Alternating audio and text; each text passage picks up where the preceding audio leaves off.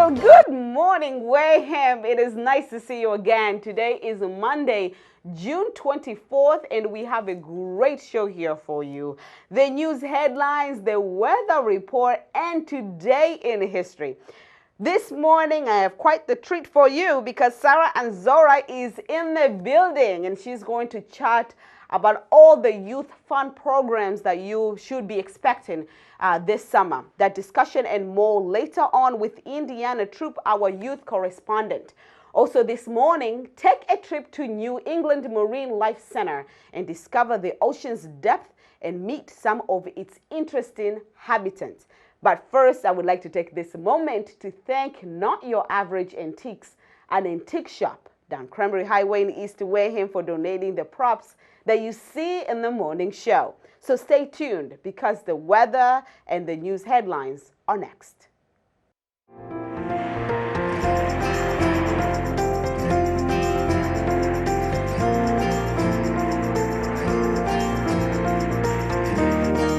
Well, partly cloudy today, high of 79 degrees. Partly cloudy tonight with temperatures dropping to low of 59 degrees. Tomorrow, cloudy with occasional rain showers.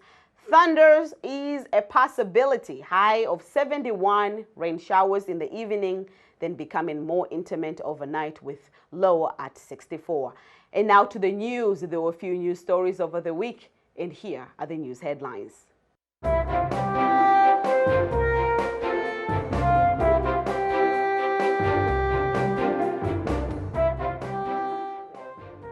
Well, Wareham Week newspaper had the following stories. Now kids can explore a garden of opposites at the Wareham Free Library this summer during the summer reading program. Starting today, story times created for toddlers and kids up to age of 6 or 7 years old will be held 3 times a week, mixed with some gardening and crafts. Another fun event coming up at the Wareham Free Library is a performance by Toe Jump Puppet Band on July 2nd at 10:30 a.m. And it looks like fireworks are on the menu for this July 4th celebrations. More than 150 people packed Mezzaluna on Thursday night to support the Onset Bay Association's campaign to put on the annual fireworks display scheduled for July 6th. Kat Jones, executive director of the association, said that the turnout is a testament to the strength of the community. The association's goal for the night was to raise the remaining $11,000 needed for the fireworks, but the crowd came through by donating a total of $14,378. And as summer is kicking off, we are prone to see a lot of yard sales, but Selectman Alan Slavin takes time to remind us that to follow the town sign bylaw as yard sale and open house season begins. Signs may not be placed on public trees, light and utility poles, street signs and traffic signs, or anywhere on state, town, county, or utility-owned property. Instead, they may only be displayed on private property with permission of the owner. Those who are going to violate this rule are looking at $250 for sign per day. And those who are displaying their signs on the weekend, they're looking to pay $2,500. Oh my goodness. So you can get a copy of the signed, of the updated bylaws under the town's website. And if you have a thing for town politics, the Charter Review Committee is seeking for 2 additional members. Only 7 people out of the 9 needed have signed up to participate. Those interested in applying should contact the Board of Selectmen's office. The town charter is a legal document that outlines the structure of Wareham's government and outlines the powers and duties of various committees and officials. And that's all for today's news. Stay with us. We'll be right back with more after this short break.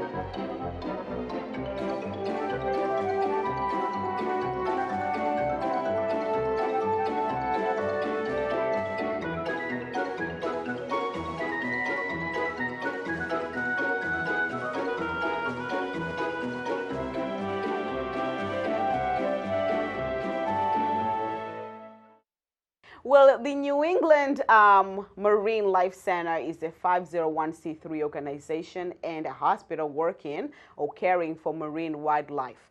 And I visited it last week, and here is a little bit about the center. An episode of Dr. Doolittle in real life. This is wildlife care at New England Wildlife Center. These are the most disenfranchised animals that veterinarians care for. Established in 1983, its headquarters in South Weymouth to its recently acquired branch on Cape Cod, this nonprofit sees a wide range of patients. There's 225 different species of wild animals that come to us, and there's about 150, 175 different species of non-traditional pets. Even without insurance, these patients receive a comprehensive health care. Each animal gets its own individual chart, medical chart, and they get tracked day by day. Everything from x-rays, blood work, to a special diet. I bet they are so grateful. How grateful are they? They're not very grateful at all. Our patients are not grateful. I mean, our patients want to be free. You know, it's like girls want to have fun. Wild animals want to be free. Like this bunny who had a tibia fracture. Today, he gets released. So the goal is for a wild animal to be released back into the wild, it needs to be self-sustainable. So that means it has to be able to find its own food, has to be able to escape danger, has to be able to find protection. The majority of patients here are victims of human actions. I would say 25% of our animals come in because they have lead poisoning. Probably 20% come in because they have rodenticide poisoning. So these are the after effects of the impact that people have had on these animals. With that said, the mission here is simple. Our goal and our mission is to be a safety net and to be a safe haven for sick, injured, and orphan wildlife in Massachusetts. We don't feel that we are good enough biologists to decide what animals are important and which animals are not important. In other words, this is a good thing we're doing. We're trying to make these animals have a second chance. Any animal that doesn't come here is probably going to die in the wild. You know, it's either going to be eaten by somebody else, which is part of the natural cycles, or it's going to just lie and suffer until it passes away. Like this harrowing story of a mama possum brought in with a split jaw from being hit by a car. Police brought him in and he had a fractured jaw. Essentially right down the center of his jaw had split and separated.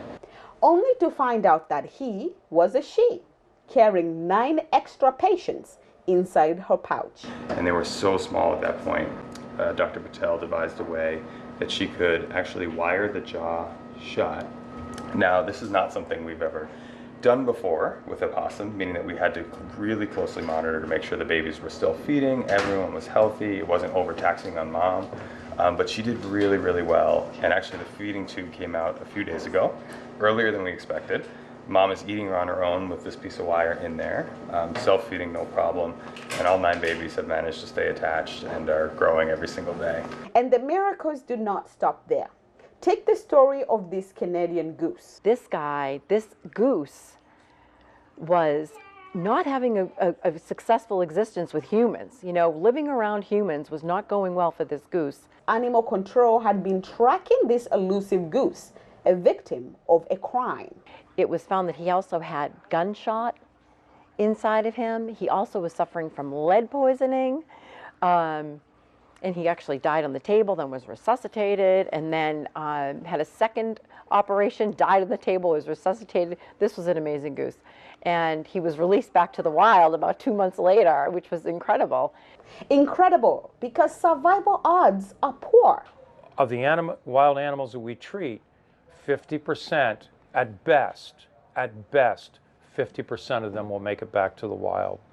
50% are going to die in the process. They're either going to be deliberately euthanized because they're carrying a disease that we don't want to spread to people or to other animals, or they have an injury that we just can't treat. There are also budget and infrastructure factors that threaten wildlife mortality. We have denied treatment of wild animals for both a lack of funding, but also a lack of stamina, also a lack of space. Like right this very minute in this building, we have 55 raccoons. 55 baby raccoons that mothers have been killed on the road, have befallen some sort of injury. Now realize each raccoon family has five babies in it, so we're talking about 11 families here but we can't care. These animals need to be fed every 20 minutes. All that screaming you hear in the background is raccoons begging for food, and there are people in there feeding constantly, almost from sunup to sundown. Take funding, for example. The hospital is by law required to provide the same level of care as of commercial veterinarian hospital without the state or federal aid. If it was in a commercial setting, the average cost for every one of those animals would be about $100 per day. $100 a day, and multiply it times the 5,000 animals that we see that come into our centers. And then we multiply that times the average number of animals, the average number of days that these animals stay in the hospital. You're going to come up with a figure that is somewhere between $4 million and $7 million. Now that does not even come close to what our budgets are. We are bound and constricted by how much funding we can raise. And I would say, it caps how many animals we can treat. It also has this, there's always an edge to, okay, will we make it till next year? Will we make it to the following year? Because nothing is guaranteed. What's your understanding to why wildlife care isn't receiving funding? Everybody thinks it should be funded, but nobody wants to fund it. Caring for wildlife seems a little bit off-center because we're caring for something that doesn't directly impact us. But the problem is it does impact us. The health of the environment and the health of the habitats we're living on is going to reflect in the health of who we are as people. The uncertainty looming around funding comes as the need soars. The need for veterinary care and rehabilitative care for wildlife continues to grow. Every year there's more and more because encroachment on the land is more and more, and they were here first. So the more we cut down trees, the more we disturb habitat, the more we introduce chemicals, the more that wildlife need from us. The hospital tries to supplement its funding through their Odd Pet Vet program. They bring in birds and reptiles, amphibians, and those animals get cared for here for a price, like a commercial practice, and 100% of those dollars go to the nonprofit, and that gives us about 20% of our funding. In addition, the public can also drop off their odd pets at the hospital while they are away. There are a lot of areas of need, but what is the concentration right now? That's a great question, because it's everything. I would say, though, that right now, the biggest thing we need in fundraising is individual donors. As for now, the hospital's most valuable resource is its volunteers. He still thinks he's eating. Oh! Oh my goodness. Once more. Through its community approach efforts, the hospital works to bridge the gap between the community and nature. We can't read about it in a book. We can't stay in and watch it on television. We have to be able to have safe contact, not unsafe contact. Safe contact with the wild is introduced here through the wide range of classes, internships, and community service opportunities that are offered to all. Howard told me to save the extra food out until the photography people get here. Oh, gotcha. All right, now what kind of turtles are these guys? So those are also diamondback terrapins. All right, that's the same thing as what we saw in the other room. New England Wildlife Center's doors are open here in South Weymouth or on Cape Cod. Come and get acquainted with your wild neighbors. And learn about the animals from their backyard, learn about the wildlife that lives in our area. And they get to work right alongside of us with professional veterinarians and veterinary technicians and rehabilitators so that they are able to bring those animals back to the wild. So yesterday while driving, I almost hit one of the turtles, but because now I know better and I know what it takes to rehabilitate such a turtle after quite a damage hit by a car, I just swung my car the other way. And I thought to myself, I'm like, oh my goodness, I pretty much risked my life for that turtle. But anyways, nobody died yesterday. And that turtle, I believe, made it alive, crossed the road. Oh my goodness. But anyways, we'll be right back after this short break.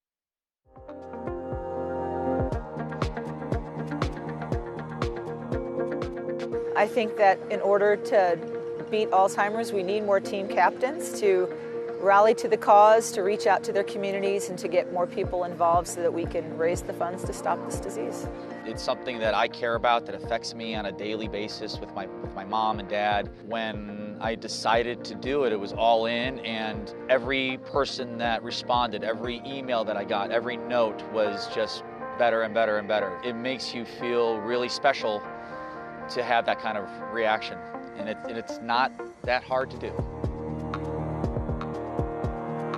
As the team captain, it was really easy to recruit team members. Once I started talking about the disease, it was crazy how many friends and family have been affected by it also. It wasn't difficult. I started with emails, and then I went to social media, and then word spread, and now everybody who did it the first year's family and friends also are on the team.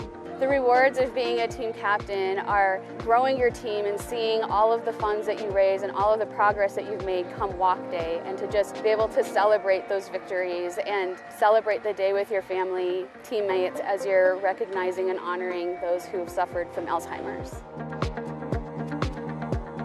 We have to find a cure, and having a team and raising funds helps support families, caregivers, helps fund research to find a cure. There's a certain amount of catharsis, there's a certain amount of therapy for yourself when you know that you're giving back to something and doing whatever you can to, eradicate this disease.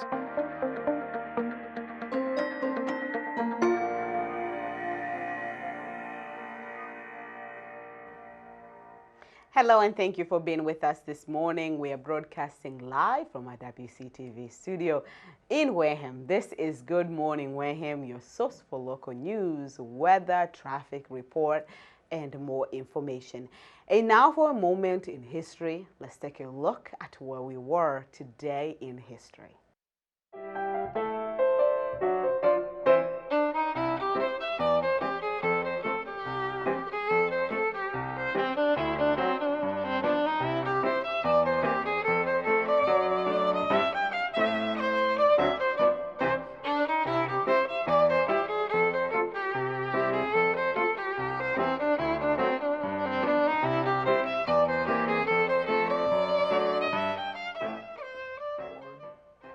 Well, this day in 1675, the English settlement of Swansea, Massachusetts, was attacked by Wampanoag warriors, leading to the start of King Philip's War.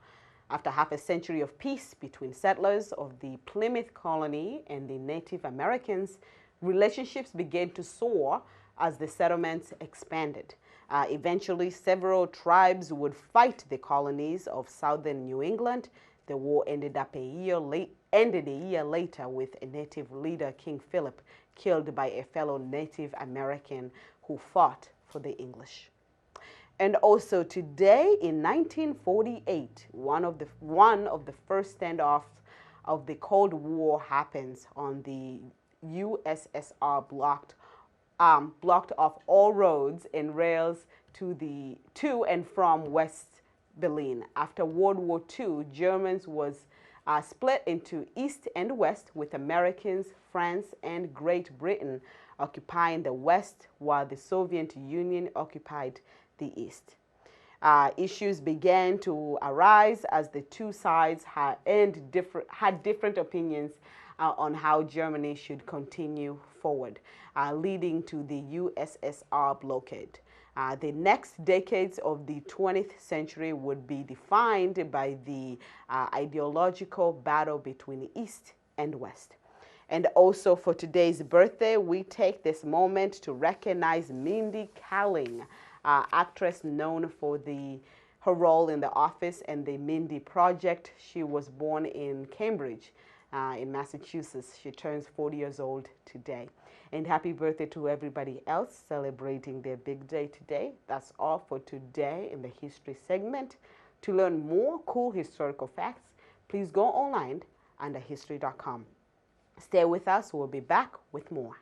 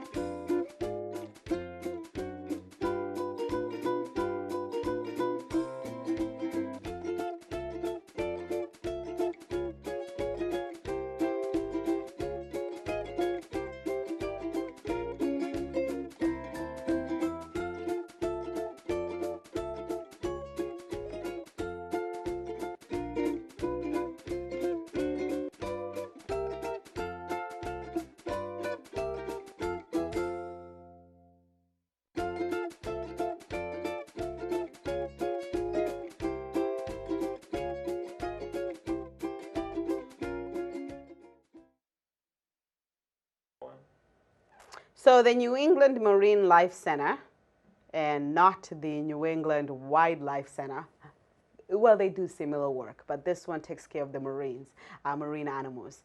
So I visited it last week, and I wanted to show you the inside the center and what they do there. Discover the marine world at the National Marine Life Center. Located near the Cape Cod Canal at 120 Main Street in Bourne, the National Marine Life Center is a must-see destination.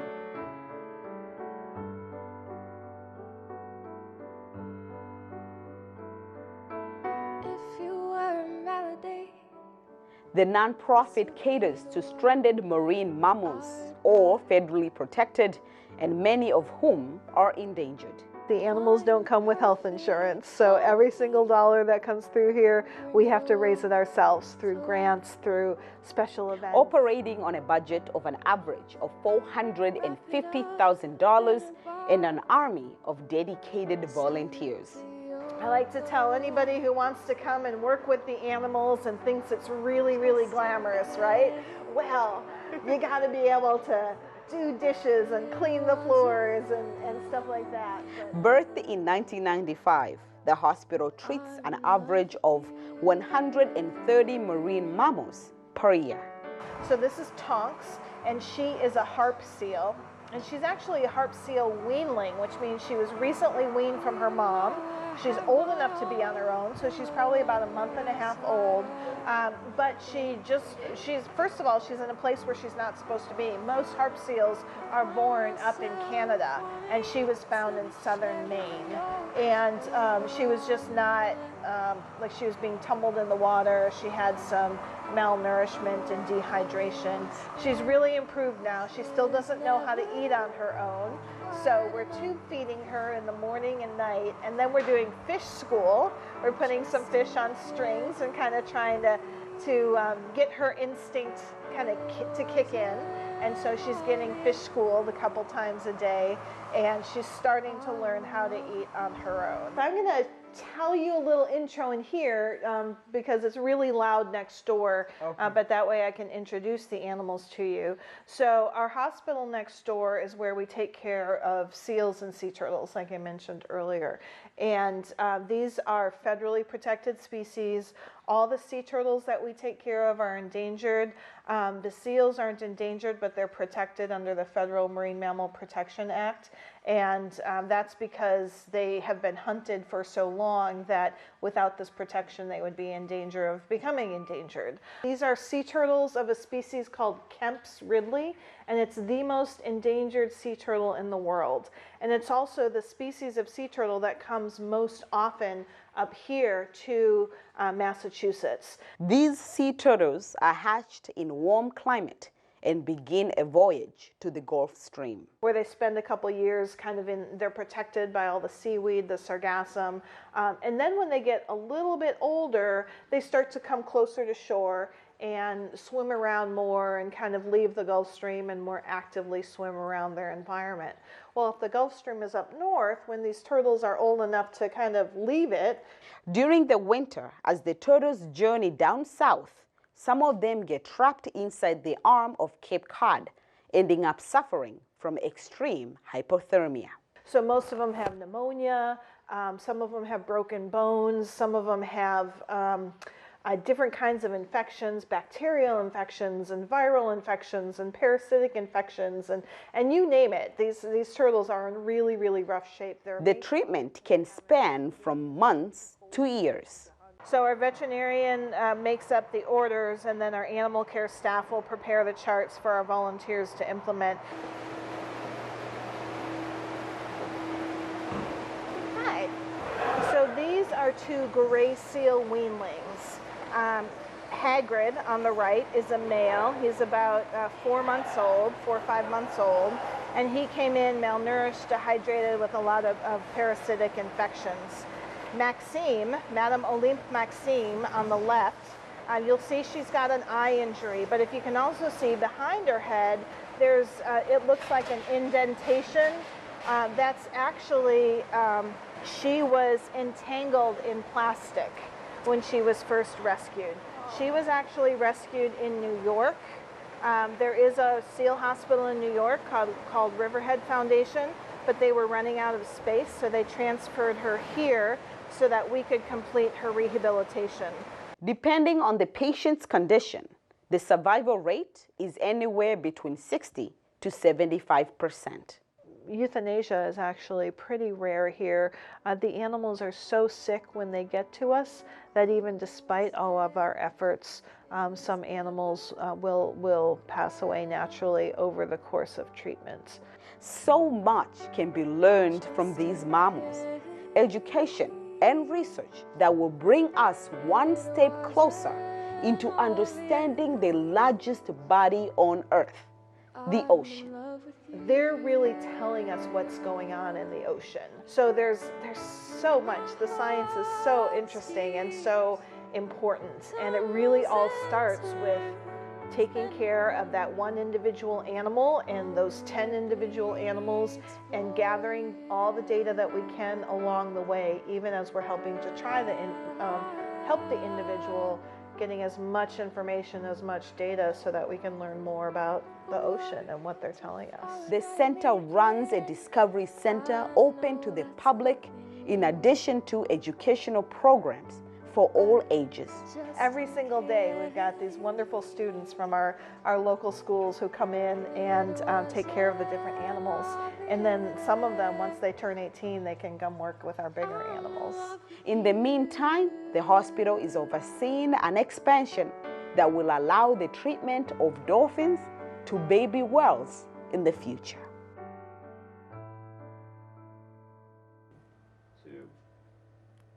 Well, stay with us. We'll be right back. Indiana Troop, our youth correspondent, is next.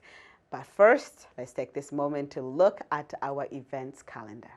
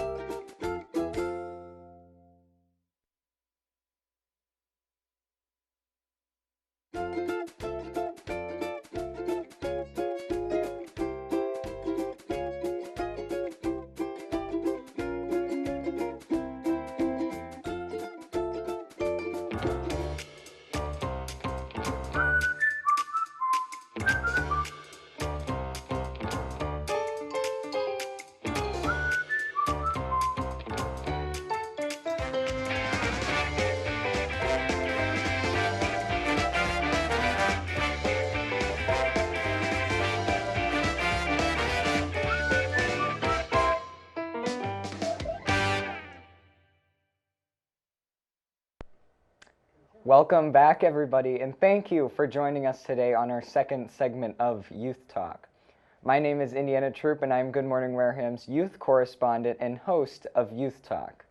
In this morning's episode, we will talk to Sarah Anzora, Junior Onset Bay Association coordinator and founder of Playdates for Kiddos with Challenges or Special Needs, about the work she does and the activities she puts together. And we'll also talk to her daughter, Katie, and along with her, her daughter's best friend, Jillian. We'll also, as always, discuss youth news and upcoming youth events. And now, our interview. All right, so today, over here in our coffee area, we have 3 guests. First, we have Sarah Anzora, who is the Junior Onset Bay Association coordinator.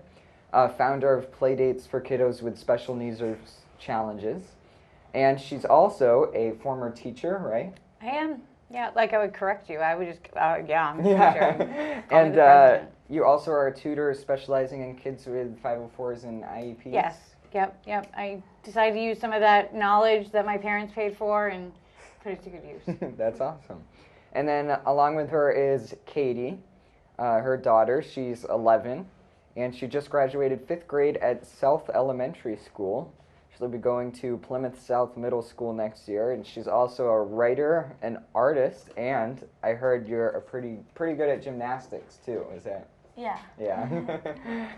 All right. And then also we have Jillian Hobbs, Katie's best friend. Jillian is 12, and she'll be going into the 7th grade at Plymouth South Middle in the fall. I heard you're a really good bowler. Is that true? Yeah. Yeah. I'm on a bowling league at Wonder Bowl. Wow. So like every Saturday, I have to like bowl. That is Yeah. awesome. That's really awesome. And you also love gymnastics too? Yeah. Yeah. All right. And Sarah, you also said now that the summer weather's hit, the beach and the Wareham Y are popular spots for you guys. Yeah, we were at the Wareham Y at the outdoor pool last night. You know, the fact they don't have ice cream for sale didn't deter us at all. We still stuck it out.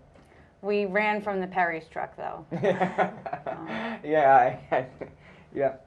All right. So I have a few questions for you and you guys too.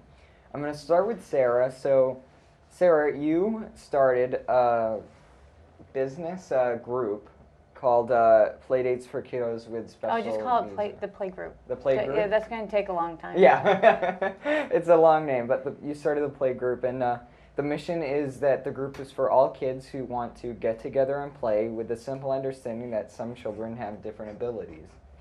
So that's awesome. That's really great. It basically came about because Katie's brothers are twin 8-year-old hellions, and they love to play with other kids, and they, because of other things in their past and in their medical history, they had alienated all of the other kids, and there was no one left to play with. It was crickets. So I figured I cannot be the only person in Wareham in this boat. Like there has to be other people that will play with us somewhere. Please, God, please.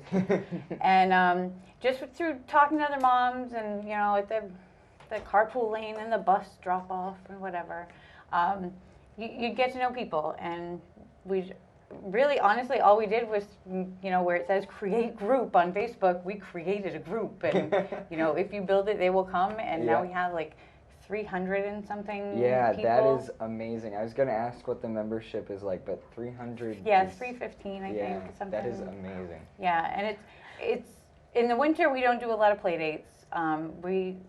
All of us, all 315 of us, like to hibernate with our boxes of wine, Right. And we just, what it helps with there, the Facebook group, is the being able to vent to other parents or be like, you know, my kid's prescriber said to try this medication. Has anyone tried it with a 12-year-old, 8-year-old, 6.5-year-old X2? You know, it's questions that you can't ask your other mom friends. Right. So, yeah, it's been really good. There's a lot of good support there. A lot of people made connections they wouldn't have made otherwise. That's awesome.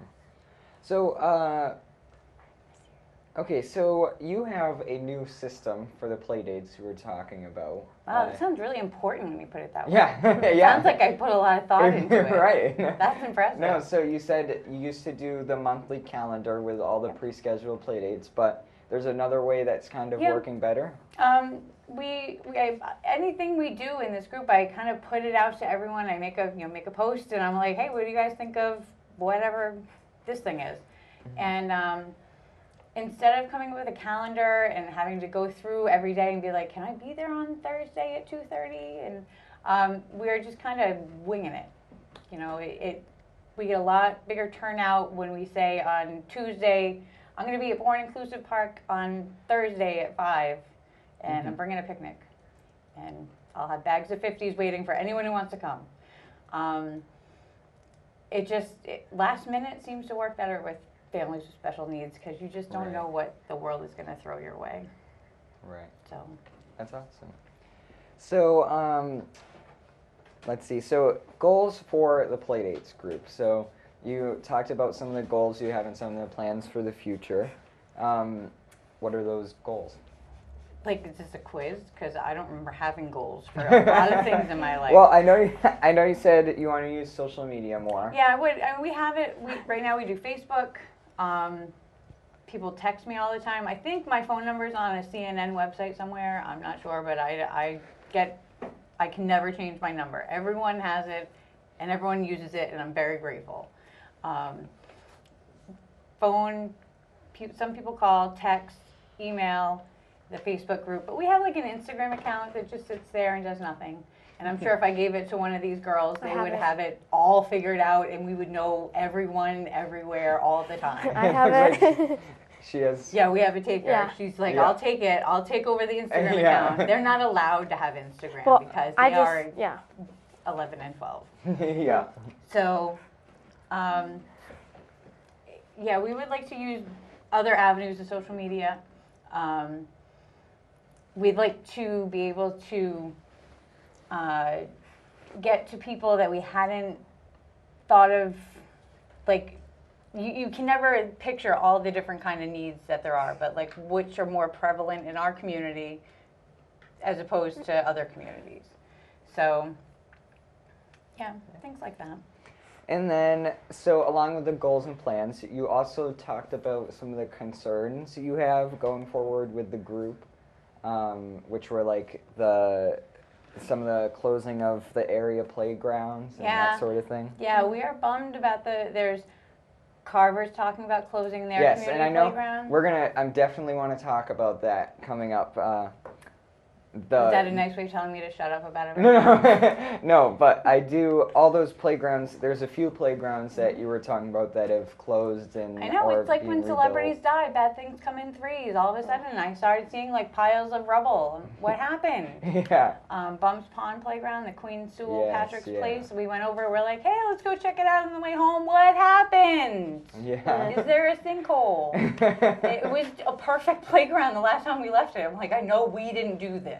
And the splash pad. The splash pad closed. The splash pad's coming. It closed, but the splash pad's coming back, so that's like a bright spot. Yes, they're yeah. coming back with attendance and more monitoring, which is That's nice. great.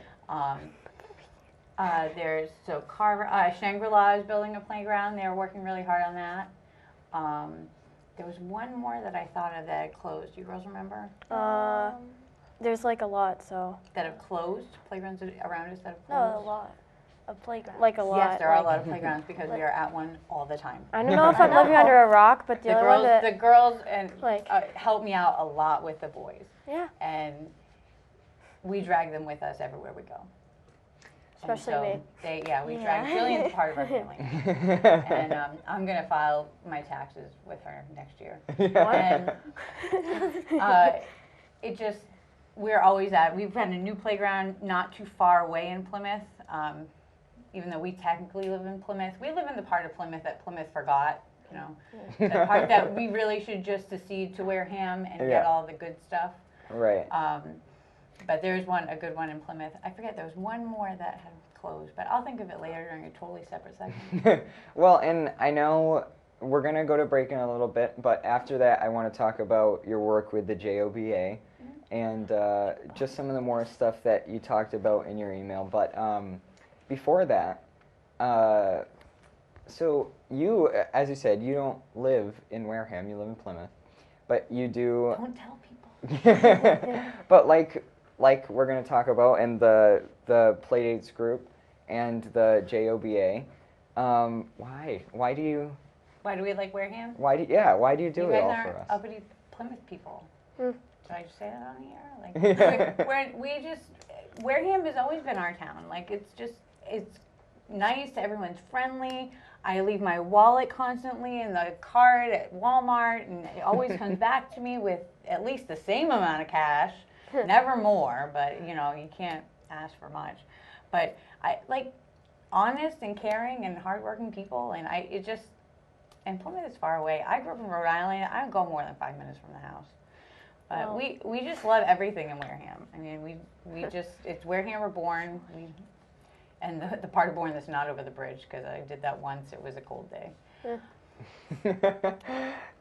That's funny. So, all right. And then, is there anything you guys want to chime in? So the play dates, are you guys involved with that too? Yeah. So yeah, kind of. We kind of just help out at like Joba and stuff. Like we'll help with the little children, and we'll like sometimes behave, maybe. Depends. But you know, it depends on what mood. But you know, but we're pretty helpful at times. I mean, Joba's pretty fun. Like sometimes we have cleanup days, and then we'll have just like regular play groups. So I mean, yeah. Yeah.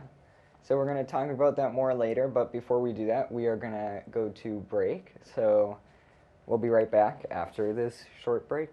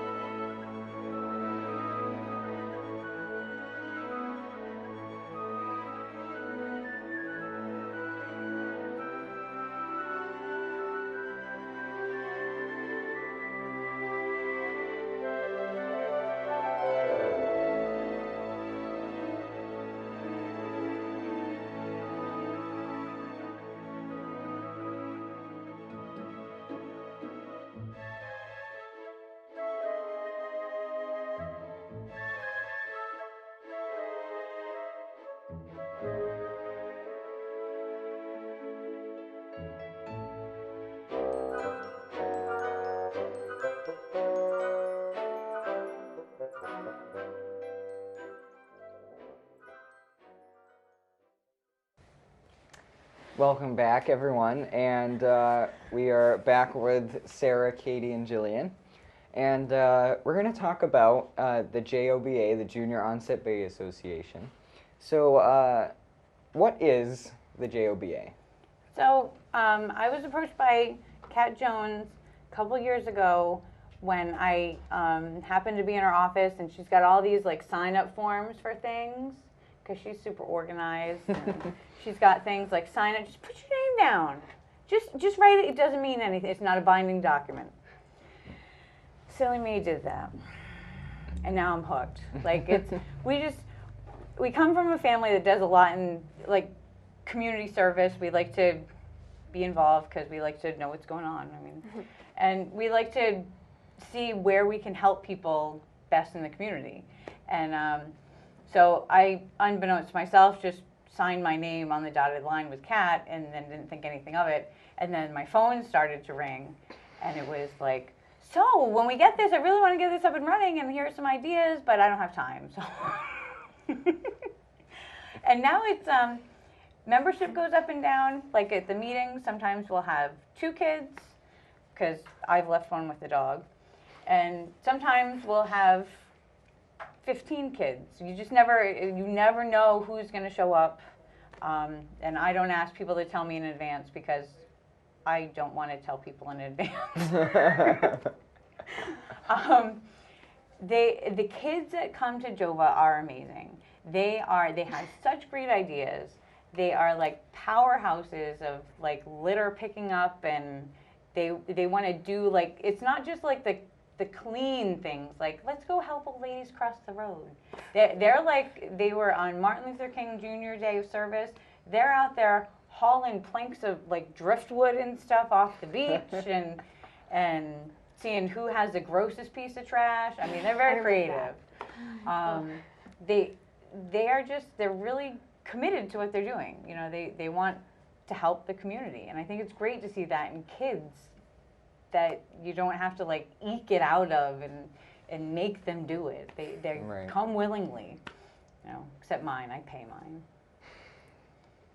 Still owe me. All right, so what are, I know you just said a couple, but what are some of the things that JOBA, the JOBA, has done? All right, so I was thinking about this earlier because I had a premonition that I would get this essay question. All right, I don't remember all the things we've done. I don't remember what I had for breakfast, so this isn't an uncommon conundrum here. But so, what is your favorite thing that we've done? So when we went shopping remember it was The like a few adopt a years family. ago. I know, but it was still fun. That was one of the first things we did. Yeah. We did adopt a family at Christmas. Yeah, so we did adopt a family, and you would get like a kid or someone, and you would have to like, they would give you like a list of what they liked and stuff. So me and Katie were like just walking around Walmart, and we were shopping, and so this is actually a funny story. So when we went to go and get donuts, and we got like, you know, because like, yeah, we got donuts, and then Kat goes, "Girls, you don't need donuts. It's not on the list." And we're like, okay. So then we had to put them back, and then we're like, put them in our random we just put them in a random spot, but it was really fun. It was like one of my favorite things. So, and then we got like other things like needed like shoes and clothes because the family, we know. got the tablets for the whole family that year. Oh no, we put them back. We bought them off of Amazon. And Okay. before we went to Walmart. I think there was one family, they had 5 kids that year, which it was like ages 7 to 17 or something, like a wide range. And who doesn't want a tablet? I want like 12. So I can be connected all the time in every room. And it was just a family that they weren't in a position to have a lot of electronics, and this would have been a big gift for them. And so we were able to swing like a nicer tablet for each child in the family. And then we had it was a big group that went. For every like, two of you JOBA kids, you got one family member to shop for. Yeah, we got a 16-year-old, so it was kind of hard because we weren't teenagers. You were like 9. You were 9 and I was 10. And we were like, okay. So we're just walking around Walmart, and then we actually looked at the list, and we're like, okay. Our phone was almost dead, and we Yeah. had to have a Oh, calculator. yeah. And then my phone ended up dying, so then I lost all of my stuff. But it was fine. So then we shopped around, we got clothes, and we got the shoes and stuff. So then we checked out because so we had a certain budget for $100, and we couldn't go over. So we had to put some things back because it was like, you know, we kind of Yeah. went Kind crazy. of went crazy. And we kind of shopping spree. Yeah, we kind of thought about the I'm things trying to that think of where was I during we this liked. time. Yeah. I was probably in the car drinking a coffee. No, you were Yeah, actually. you were. No, you were with the boys, and you're just walking around, and you're like, "Why you guys buy the donuts?" Probably did. But yeah, so yeah. But things like that. They love Adopt a Family. We didn't do Adopt a Family last year. We did. I like the Christmas one. It was a kid's idea It was for the holidays. They wanted Yeah. to focus on much like the 16-year-old, you don't know what to buy for. No. They're like, you want a bag of 50s? Like, that's what I want to give you. I don't know what to. You're not Barbie doll age anymore. All right. We kind of caught up into what we liked. Yeah. So we got like 6 things that we liked, like the donuts, and then we got like something else. That's really. It was really funny though. Yeah. That's But, awesome. And there So- was like a Christmas thing. Yeah. So Jillian was in here. I don't know if you I were in a wasn't. different apartment.